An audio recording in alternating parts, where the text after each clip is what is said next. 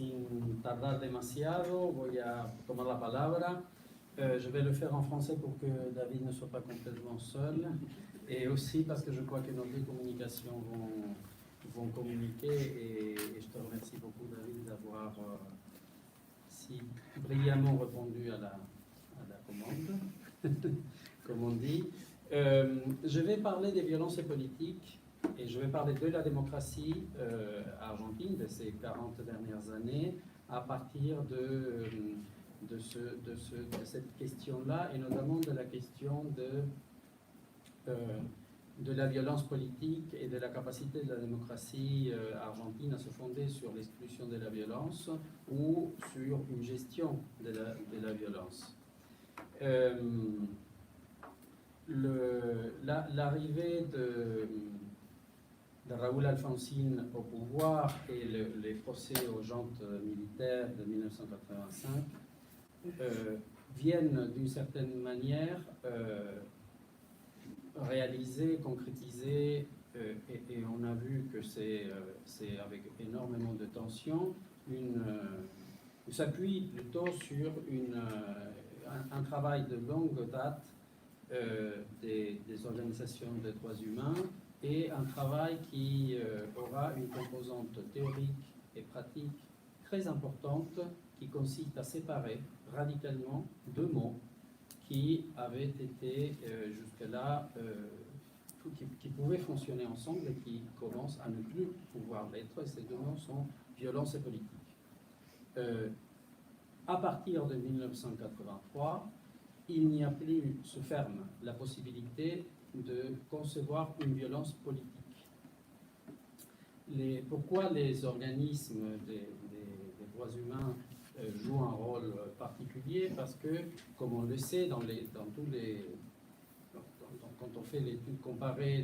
des justices transitionnelles ou des périodes de transition à la démocratie des différentes démocraties, le cas argentin a une valeur particulière dans le fait d'avoir de transformé en une demande politique fondamentale le fait de considérer les tortionnaires et les responsables de la dictature comme des délinquants de droit commun. Et de ce point de vue-là, la déclaration d'Alfonsín concernant les prisonniers politiques que David a rappelé tout à l'heure, en disant en Argentine, il n'y a pas de prisonniers politiques, ce sont des prisonniers de droit commun qui ont eu des motivations politiques pour leur action, est tout à fait caractéristique de ce qu'on appelle couramment le nouveau pacte politique. Cette opération est une opération théorique pour une raison très simple. Une bonne partie de la plus importante tradition de la pensée politique en Occident, qui peut aller de Machiavel à Max Weber, en passant par tout un boulevard théorique, consiste à penser la politique comme la capacité d'administrer la violence, et notamment de son monopole en l'État, mais en tout cas, l'idée que le conflit politique peut avoir une expression violente est tout à fait, disons, a une primauté énorme pendant longtemps. Et en Argentine, on va fournir un virage théorique, philosophique, avec des conséquences pratiques fondamentales. Quelqu'un comme moi qui a fait l'université à Buenos Aires dans ces années-là, l'insistance de nos professeurs, de la presse, des publications, etc., sur le fait que la violence et la politique étaient deux termes qui s'excluaient mutuellement, est quelque chose d'absolument fondamental. Et il y a à ce moment-là une lecture très importante, une valorisation d'auteurs, tout à fait, avec une poignée d'auteurs qui vont occuper le centre de la pensée politique en Argentine, et qui sont Hannah Arendt, Claude Lefort, Jürgen Habermas, et d'autres un peu moins comme Alain Touraine ou Norberto Bobbio du côté de l'Italie. L'idée, c'est qu'il n'est plus légitime de utiliser, de se servir de la violence pour parvenir à ses objectifs politiques. Et en conséquence, qu'aucune violence ne peut être considérée comme politique, et donc qu'aucun crime ne peut pas s'abriter derrière l'idée d'une violence politique pour échapper à la justice. C'est sur cette base-là que les maires de la place de Mai, par exemple, mais ils ne sont absolument pas seuls dans cette initiative, réclament la considération des dictateurs comme des criminels de droit commun. La demande de justice va placer le pouvoir judiciaire, la justice au sens de l'institution judiciaire, au centre du système politique en Argentine. Elle ne joue plus un rôle marginal. Le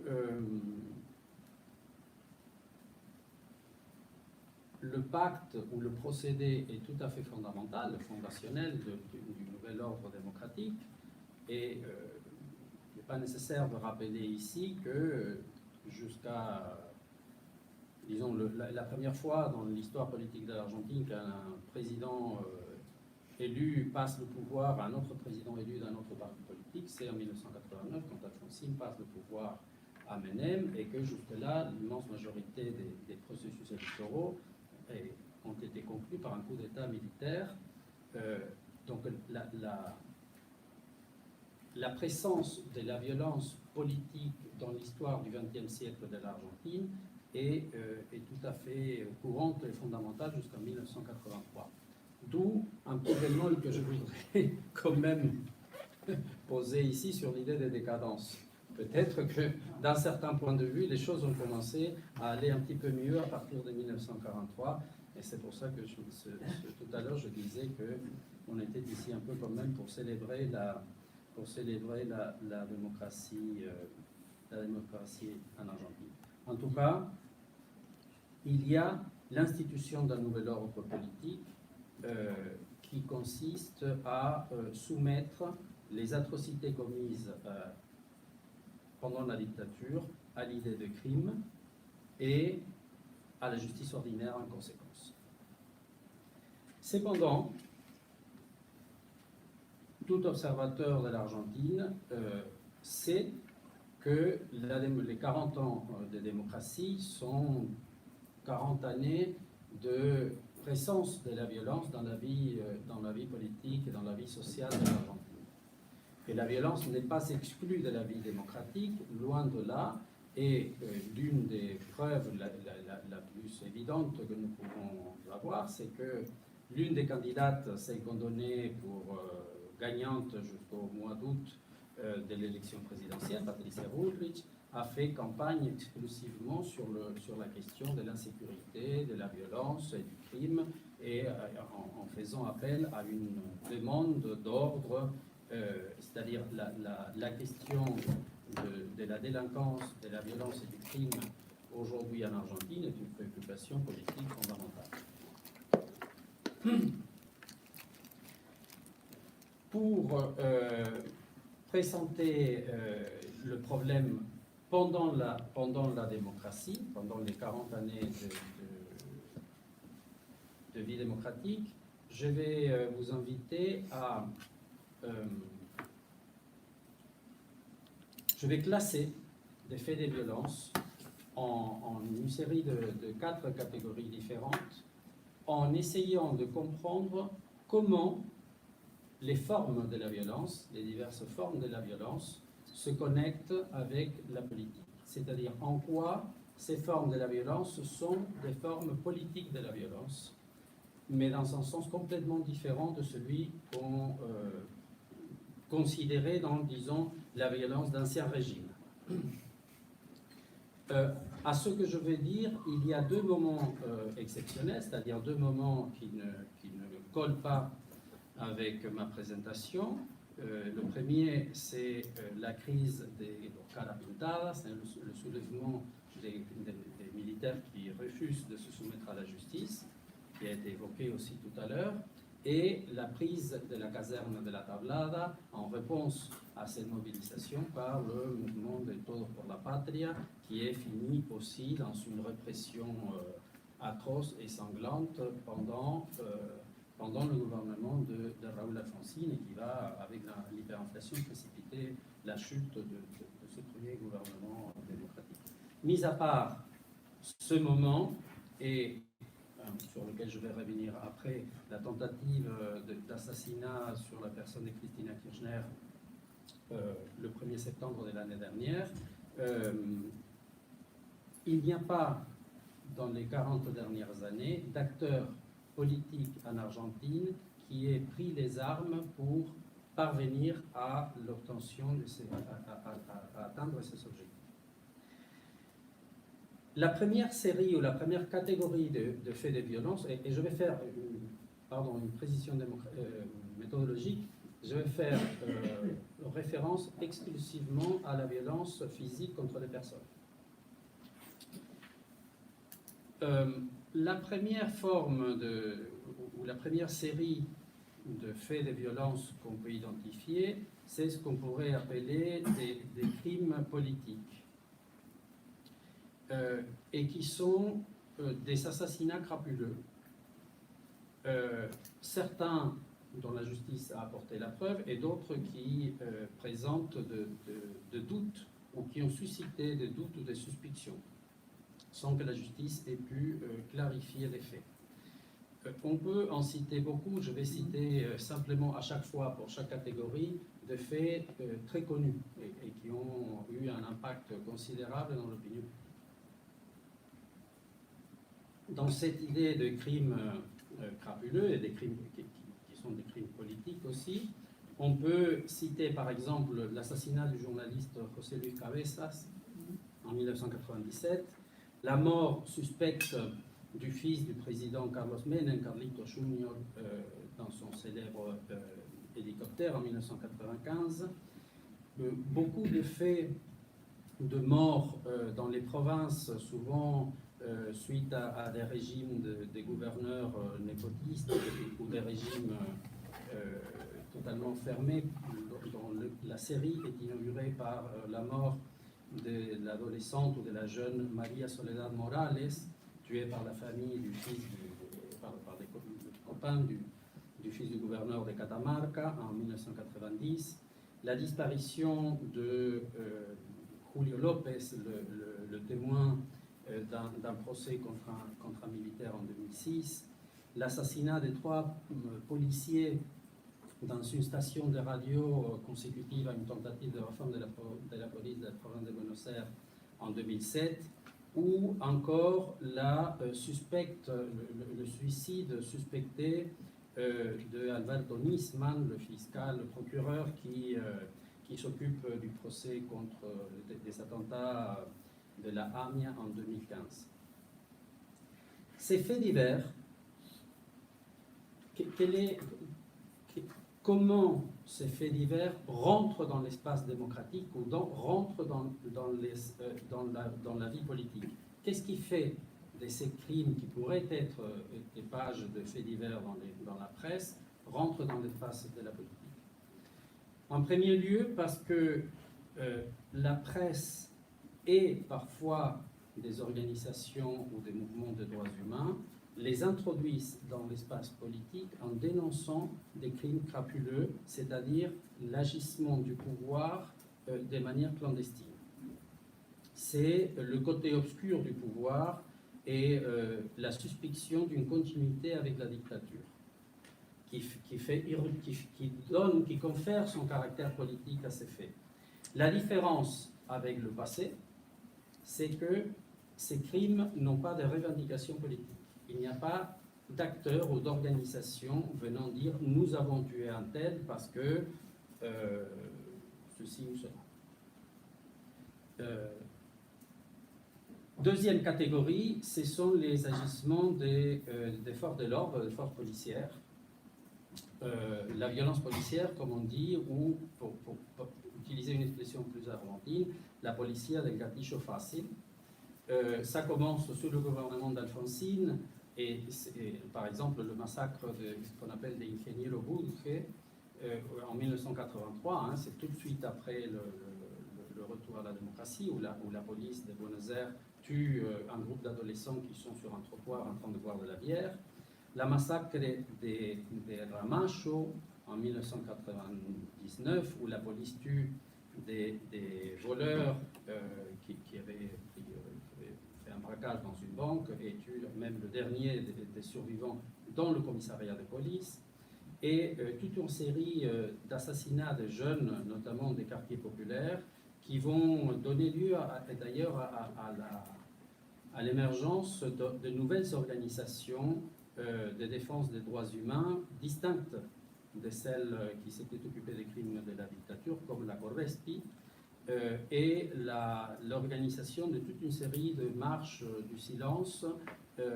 39 par exemple entre 1989 et 1999,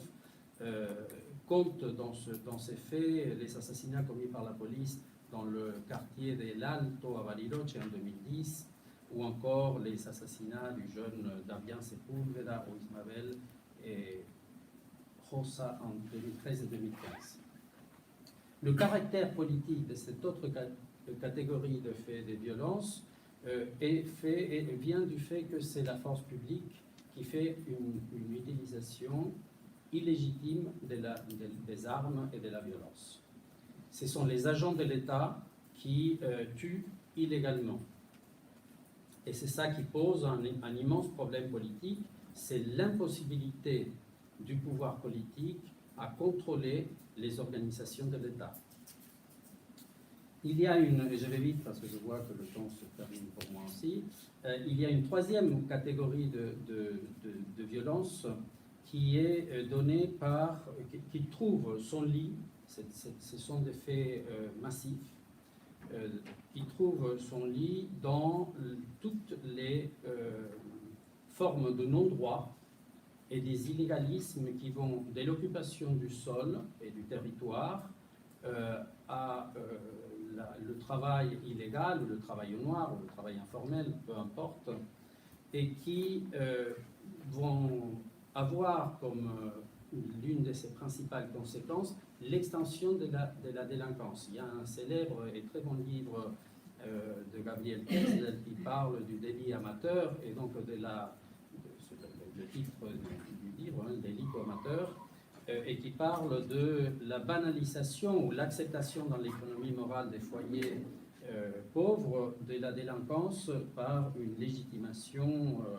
interne à la vie familiale qui change la caractéristique de la délinquance et du rapport de la délinquance à la violence et à l'illégalité avec l'extension de la pauvreté. Et justement, ces formes de violence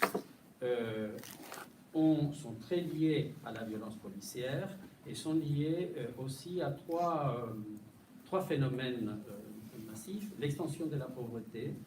l'économie illégale et séparer, bien que ça puisse paraître la même chose, séparer de l'économie illégale, le narcotrafic, qui a une forme particulière d'administration de la violence, dont je ne parlerai pas, mais qui est étroitement liée à la question sociale pour aller vite. D'où provient cette fois-ci le caractère politique de cette forme de la violence, ou quelle est la teneur politique, la manière dont cette violence rentre dans l'espace de la politique?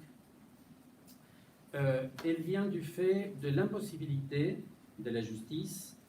et de la police à résoudre ce problème. C'est-à-dire la demande fondamentale du pacte démocratique consistant à dire toute forme de violence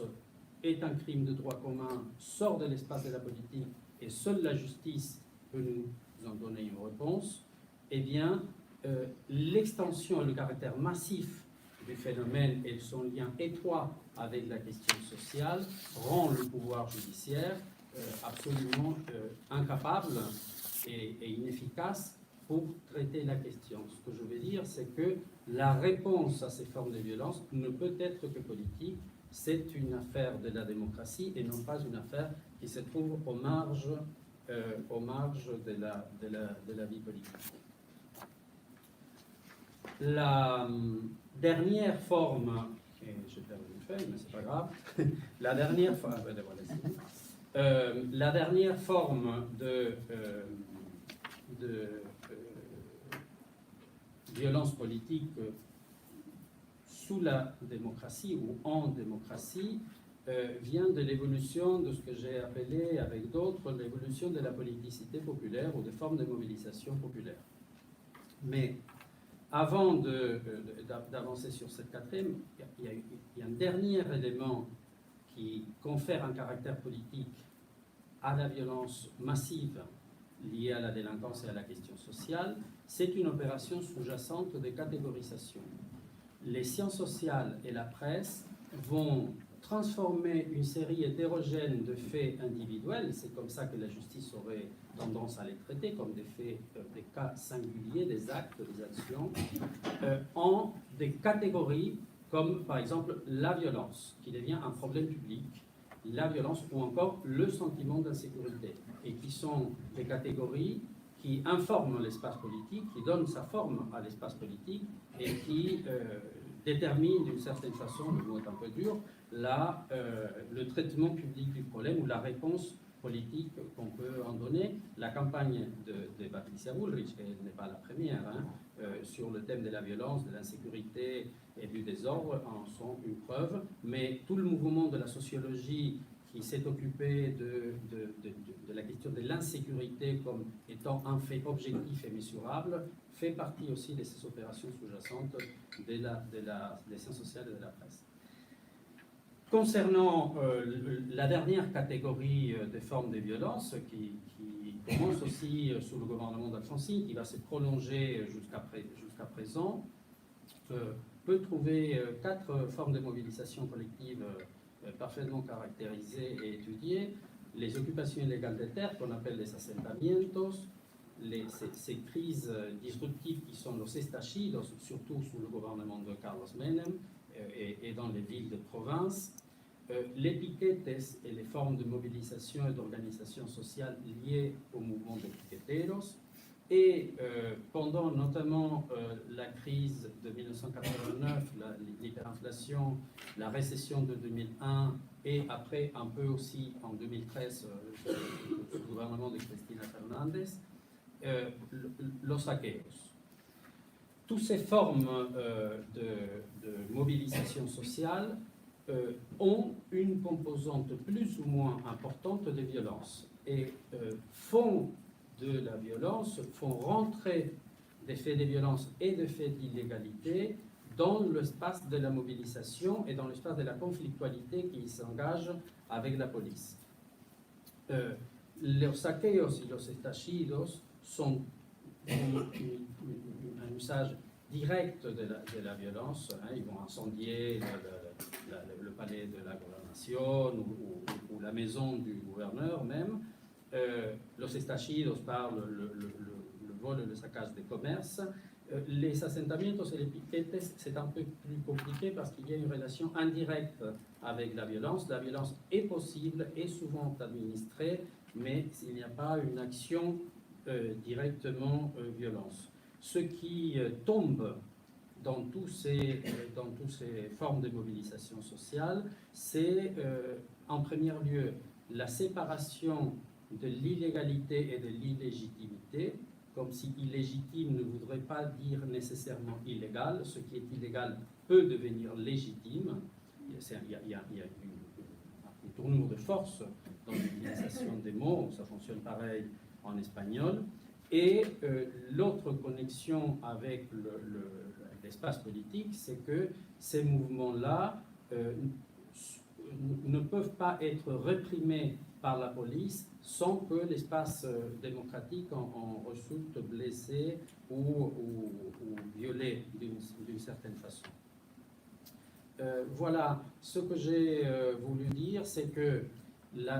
l'espace, disons, l'espace démocratique est ouvert par une exclusion de la violence du fonctionnement politique de la société en Argentine en 1983, mais en même temps, la violence diffuse et, disons, civile, mais avec toutes les ambiguïtés que le mot civil contient, rentre dans l'espace de la démocratie, en même temps que la démocratie, d'une certaine façon, se lie les mains pour pouvoir donner des solutions politiques, c'est-à-dire extrajudiciaires, à ces problèmes. Donc, la démocratie exige à la justice quelque chose que la justice ne peut pas résoudre, et c'est peut-être en cela que la célèbre juridiciation, je ne sais jamais dire ce mot-là, dans aucune langue que ce soit, pose un problème. C'est parce qu'il y a une pétition politique au système judiciaire de résoudre un problème que l'institution judiciaire est incapable de résoudre. Voilà.